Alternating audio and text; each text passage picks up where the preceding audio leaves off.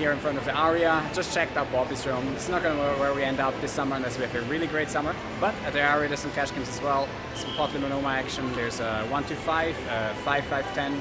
So I'm going to be on the list on these tables and I'm going to be called pretty soon. Heading into the first hours of play in Vegas. It's May 30th. And yeah, I'm going to have 6 weeks to play, so I'm probably not going to play too many hours today.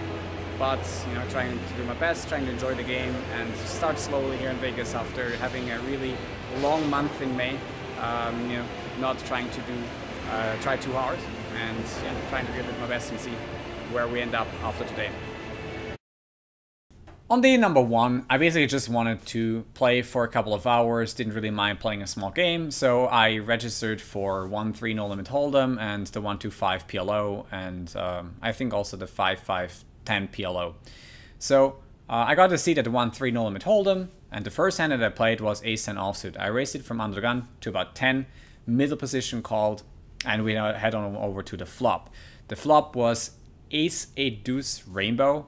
And with Ace-10 offsuit, sometimes I bet, sometimes I check, ended up checking, and my opponents also checked behind.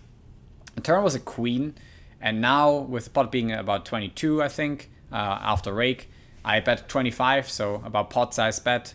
My opponent thinks about it, actually quite a long time, maybe 30 seconds or so, and then calls. So that might have been a little bit of a timing thing, and we end up on the river, which is not a queen, and here it's really good to bet again with Ace-10, it would be ahead of a lot of Ace-X, and I'm sure he's going to have occasionally a Queen-X hand as well. Bet 40, he quickly calls, and at that moment I realize that he probably does have a queen, and I just value top myself, but I'm okay. The value bet should still work quite a lot, and I mean, yeah, start off with losing a pot here. Second hand that I played was Ace-Deuce of Diamonds, raised up from middle position to 10, one guy calls. We again have a single raise pot out of position. This time we see a flop of Queen-8-3 Rainbow. I check, I have one of the weakest hands, it's not going to be, you know, that high EV doing anything else than that, I think, and my opponent quickly checks as well. The turn is a 5, so we make some really nice semi-bluff hand with the Ace-2 suited. We could make a wheel and maybe hit an ace on the river as well. So I put out a pot size bet again after my opponent probably capped himself quite a lot, and that means he's not going to have many top pairs. He might have a middle pair or something else that just is not ready to call. He quickly calls the turn. We head on to the river, which is a king, and doesn't complete the flush draw. I do think that my opponent could have a bunch of hands that, you know, maybe are pairs and flush draws, and you know, I didn't think he was going to have many second pairs, which would be the Queen-X type of hands. And I have ace high. I'm not going to win that many times here unless my opponent had a draw. That was no good. Ended up bluffing 50 into a pot of about 70 something, and he quickly calls because he had King-8 suited, made 2 pair on the river, so we lose the second.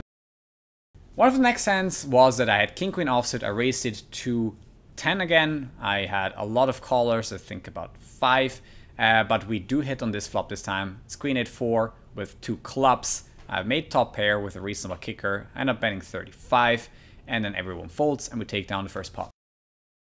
A little bit later and enough of No Limit Holdem, I switch over to the 1-2-5 PLO game, which is the smallest game at the Aria. I buy in for 500, and one of the first hands that I pick up is King-Queen-9-9 single suited. I raise it up to 10 from the cutoff. Button 3 bets to 35, the big blind calls for 35. He only has $100 left behind, but obviously we're still going to call and see a flop, and that is 9-3-3 Rainbow. Good times, we do have the nuts almost here with the overboat. The big blind then, surprising, goes all in for $100. And I have to wait a little bit also because usually here, if I had like queens or even kings, I have to be somewhat concerned with the button having a better hand on 9-3-3 Rainbow. So I called 100 and the button quickly folds. The big blind shows over aces and asks me whether we run it twice.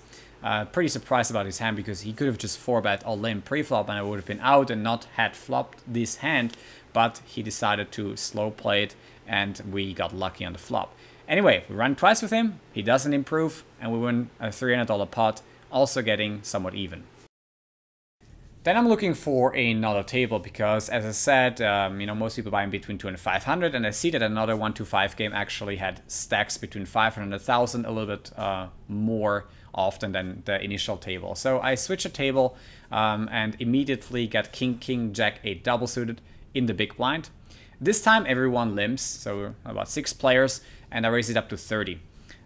4 players call, and the flop is ace, queen, 10, rainbow. Flop the nuts again, and put out a bet of about 60, a little bit less than half pot. And then one guy immediately raises it to about 260. And yeah, after nuts. And in this case, you know, I could just get the money in because he has like 150 behind. But a lot of the times here, I try to do something like, you know, calling and then going all in on some pairing turn cards that might actually not, you know, make my opponent call with the same hand, like King Jack. It probably doesn't happen in this case, but, you know, it's worth trying. It's live poker. Sometimes it's going to work. Even if it works like 1 in 10 times, it's probably better than just getting the money on the flop, just shifting to the turn, basically. So that doesn't happen. Turns a blank. We both get the money in. He doesn't have King Jack, though. He does have the made hand, so the pairing plan wouldn't have worked out. He has ace, ace, king 5, top set, and a gut shot to the split. He doesn't get there in the river, and we take down about a $900 pot, and now we're in the good zone and winning. And one of the last hands that I played during the 5-hour session, I obviously played a lot of other hands that weren't that interesting, that just not much happened. I had aces 3-4 with 3 clubs, and I raised it to $10. We got, again, 4 callers, and we head out to the flop, which is ace, jack, 8, rainbow. Because I'm now 5-way to the flop, I decided to bet the pot, and you know, immediately someone calls on my left. And again, ace, jack, 8, rainbow, it's going to feature some draws. You can have 10-9 combinations with some other side cards. You can have, you know, king, queen 10 with a pair, all these sorts of hands. Anyway, we go to the turn, which is a 7, putting out a flush draw, which I have. I have top set and the nut flush draw. And now I think about, well, should I just put the money in or should I just check and give my opponent a little bit of rope? So I ended up doing the second option, checking. And, you know, my opponent quickly pots it. He probably does have the 10-9, but I have a pretty big draw. So I get the money in and not leaving like some awkward $70 behind because I'm not going to fold the river anyway.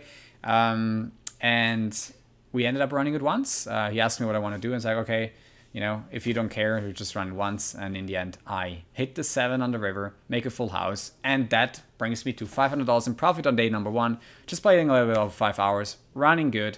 And I'm going to play some higher limits probably in another casino tomorrow and wrapping the session up here.